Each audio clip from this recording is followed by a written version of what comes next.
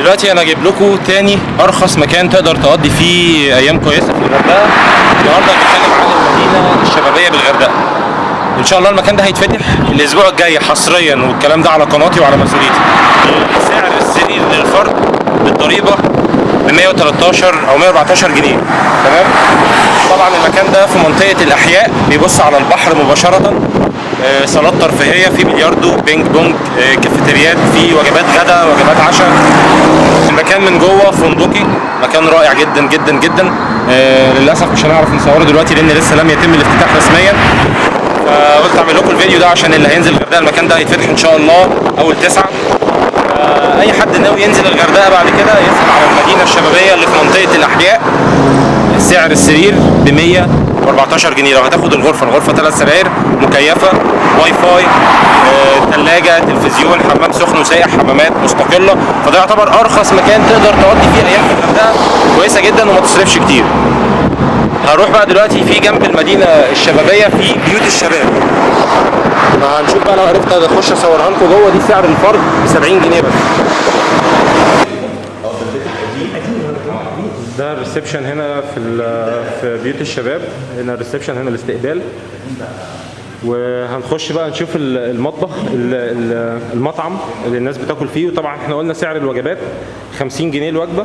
والاقامه شامله الوجبه الغدا 50 جنيه. بتبقى عباره عن ايه بقى؟ يعني وجبه كويسه بتبقى مثلا ربع، يعني مثلا من ضمن الوجبات بتبقى ربع فراخ مع خضار ورز وشوربه وسلطه وعصير وعيش. ممتازه، يعني وجبه كويسه. والفطار والعشاء 18 جنيه. عشان بيبقى وجبات جافه اللي هي شيبسيات بقى، حاجه سناكس بس يعني حاجه تشبع يعني برضه. طبعا. والفطار ده بيبقى من ضمن الاقامه، بيبقى فول وبيض وجبنه ومربى وشاي وعيش. طب والفطار نفس السعر برضه؟ الفطار انكلودد من ضمن السعر. الفطار من ضمن سعر الاقامه anyway، يعني على اللي هي السعر 85 جنيه. و53 برضه شامله الفطار. 51 شامله الفطار. اي اقامه. يعني هي بس الفكره فرق السعرين. ده حمام اللي هي ب 53 حمام خارجي وحمام داخلي. طب نشوف بقى مع بعض المطعم.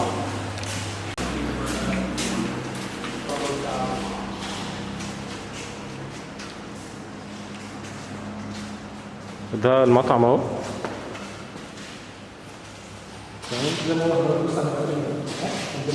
الغرف يا جماعه نفس مستوى، بس انا بكرر تاني ما صورتش الغرف لان الغرف كومبليت، والمكان السيزون ده كومبليت طبعا بعد موضوع كورونا، فالناس كلها فيه اقبال شديد جدا على المصايف بصفه عامه يعني. فالمكان هنا كومبليت لحد شهر 9 للشباب.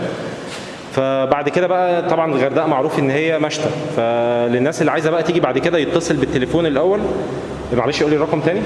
065 35 39. هيتصل على الرقم يحجز وما يمشيش بالحظ. يعني انا لما رحت بورسعيد احنا نزلنا فحظنا ان احنا لقينا، بس كانت بيوت الشباب كومبليت برضه، فلقينا في النزل، فهنا لازم تحجز قبل ما تيجي. كمان هنا بقى في غرفه الميتنج روم،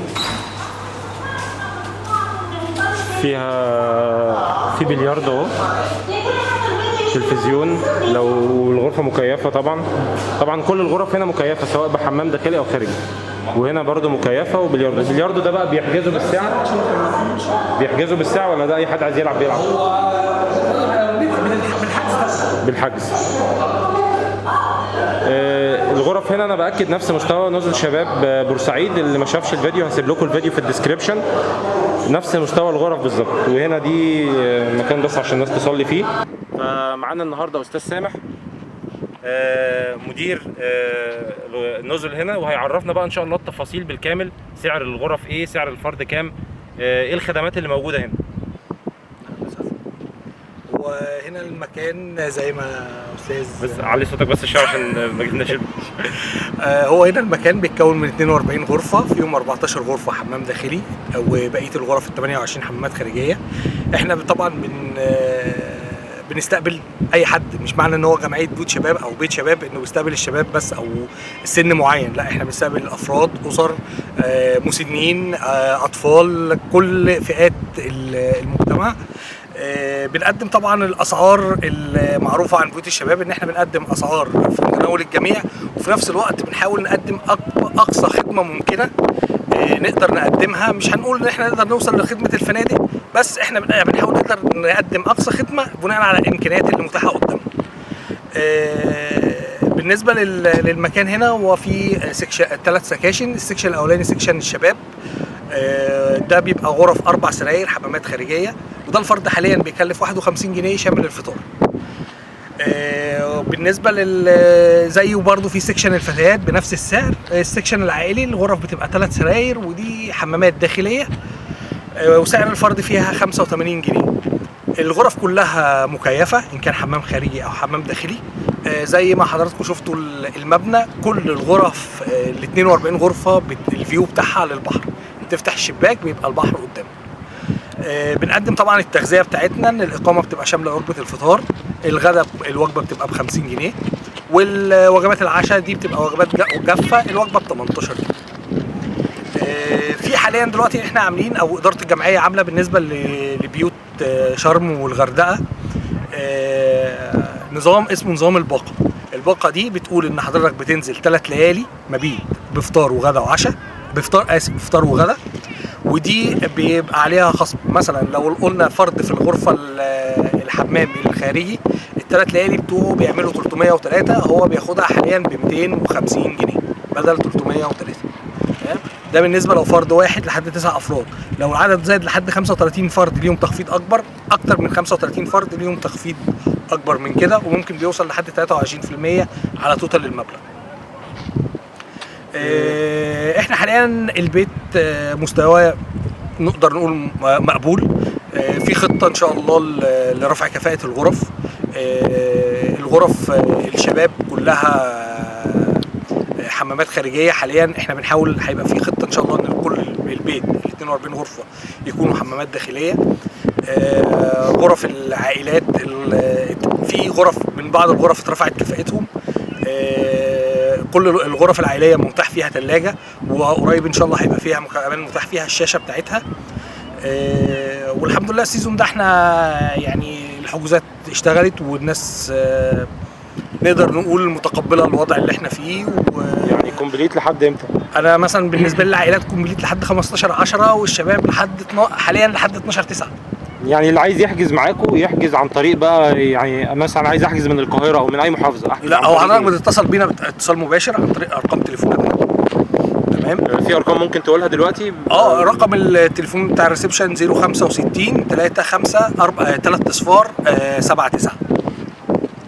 ده حضرتك بتتصل بيه وبنحدد بننسق مع بعض ميعاد الحجز والعدد الافراد وكل التفاصيل. والتاكيد الحجز احنا بنحتاج ان يدفع مقدم حجز. لو في مدينه فيها بيت شباب او في القاهره في المركز الرئيسي بتاعنا بيدفع، او عن طريق حسابنا في البنك الاهلي، وبيبقى عن طريق التواصل عن طريق الواتساب او كده بيتبعت لنا صوره من الايصال السداد. الرقم اللي عليه الواتس ايه؟ لا، هو حاليا لسه في خلال الاسبوع او 10 ايام هيبقى في رقم موحد للجمعيه بالكامل. تمام. احنا بنتواصل بقى شخصيا يعني مع الجهاز، بدل ما نقول بقى ابعت بفاكس وبتبقى موضوع الفاكس ده حاليا بصفه شخصيه، مبدئيا بصفه شخصيه لحد ان شاء الله قريب هيبقى في رقمين للواتساب، رقم هيبقى للحجز ورقم للشكاوى والاقتراحات، وده هيبقى موحد على مستوى جمعيه بيوت الشباب. طبعا الجمعيه فيها 14 بيت شباب على مستوى الجمهوريه. برضو كلهم بنفس النظام. بس في بعض البيوت الصغيره اللي هي بتبقى للتسكين فقط، ما بتقدمش تغذيه، لكن اكبر البيوت يعني البيوت الكبيره كلها بتبقى الاقامه بالتغذيه. يعني عندك شرم، الغردقه، اسكندريه، بورسعيد، اسماعيليه. عندنا مثلا احنا اسماعيليه واسكندريه اترفعت كفاءه البيوت اللي فيها، تمام، وبقى مستواها يعني نقدر نقول احسن من فنادق كتير موجوده في نفس المحافظات دي، تمام. واحنا بنتمنى برضو ان شاء الله ان الغردقه وشرم الشيخ برضو ان شاء الله في الخطه في نفس المستوى. طيب نفرج الناس بقى، يعني البيوت دي كلها كده بتبص على البحر، يعني كل الغرف بتبص على البحر. الغرف اللي موجوده في الوش دي بتبص على البحر. هنا اللي على الشمال ده ايه، عائلي؟ اللي على الشمال ده الشباب، ده شباب، وده العائلي بقى اللي هو جنب التاني. طيب ده الشاطئ اللي هو تابع لبيوت الشباب. شاطئ صخري مش رملي زي ما انتم شايفين، واللي جنبه على اليمين الناحيه الثانيه ده اللي هي المدينه الشبابيه اللي هي تابعه لوزاره الشباب والرياضه. هنا خاضعه لاشراف وزاره الشباب والرياضه. في فرق بين المدينه الشبابيه وبين بيوت الشباب. فده البلاج، لكن احنا بنتكلم في سكن ان انت هتيجي تقعد مثلا السكن ب 85 جنيه الغرفه للفرد، حمام مشترك هتقعد ب 50 جنيه، الغداء ب 50 جنيه، فده سعر ممتاز جدا. وتقدر بقى من هنا من منطقه الاحياء تخرج بقى وتروح تنزل الشيراتون 5 دقايق في مواصلات 5 دقايق توصل الشيراتون، توصل اي مكان انت عايزه. فيعتبر المكان برضو مش وحش، المكان كويس جدا بالنسبه لسعره، وبالنسبه حتى لو انت معاك اسرتك المكان امان ونظيف جدا. ونشكر استاذ سامح اللي عرفنا على المكان. وعايز تسيب رقمك لو في ناس ممكن تتواصل معاك ولا فيها مشكله؟ هو بيبقى رقم الريسبشن ده بيبقى متاح. رقم الريسبشن ده متاح 24 ساعه. 24 ساعه. تمام، ماشي، شكرا.